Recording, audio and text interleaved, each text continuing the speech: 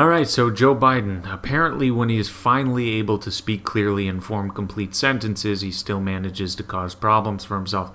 Obviously, I'm sure everyone knows he said that if you have a problem figuring out whether you're for me or Trump, then you ain't black. Now, first off, I like how he uses the word ain't. I don't think he generally uses that word, but depending on who his audience is, of course, he'll change it up and use words he generally doesn't use for certain people. Now, granted, most of the time I can't discern a thing Joe Biden says, so maybe I'm wrong. Maybe he does say ain't all the time. I'm open to that possibility, but it's funny. It reminds me of Hillary Clinton or AOC, how they change their accent and dialect depending on who they're speaking to.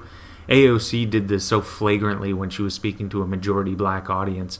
I forget where it was, but she put on such a ridiculous accent.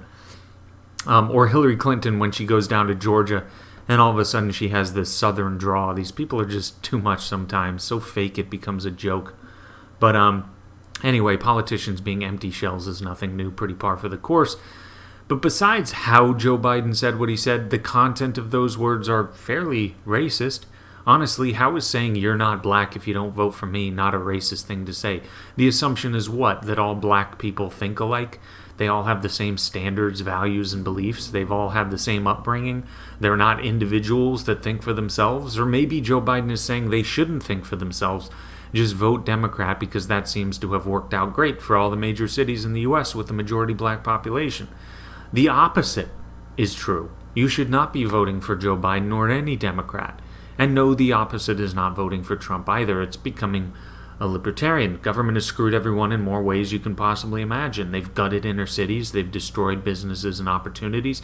They throw people into cages for asinine and puritanical reasons. And hell, you're worried about burglaries? Well, through civil asset forfeiture, the government has outright stole far more in dollar value than all burglaries combined. They're the ultimate gang that steals from you, and they'll do it with smiles on their faces because they say it's what's best for you and you can't survive without them stealing from you. So be a libertarian, but I digress. The point here is this: Joe Biden in this clip illustrated his belief in the worst form of collectivization, which is viewing people as just their race. Instead of being a free-thinking individual, you should just do what's been done in the past and do what's expected of you because of your race. Not because you might have thought through some of your own beliefs and reasoned out what you think about things. Joe Biden here exemplified this terrible form of collectivization. It reminds me of what Ron Paul said when he condemned racism, and he said, look, I'm against collectivization of all varieties, and racism is one of the worst varieties because it doesn't look at a person for what they truly are, which is an individual. I always thought that was a good way to put it, but apparently Joe Biden doesn't seem to think so. So my last thought on this is that this is going to be quite the test for the SJWs we've heard screaming for a decade now about how racist the U.S. is. Now that Joe Biden has actually said something racist, and pretty dumb too, are they going to turn away from him? It's an honest question, and if the answer is yes, then hey, respect. Because you cannot scream for a decade about racism as if it's this omnipresent, omnipotent, monstrous thing, when in reality it's barely even a ghost. But when it actually does show up in a candidate you may have favored, you can't ignore it then. You can't ignore it if you want to be taken seriously.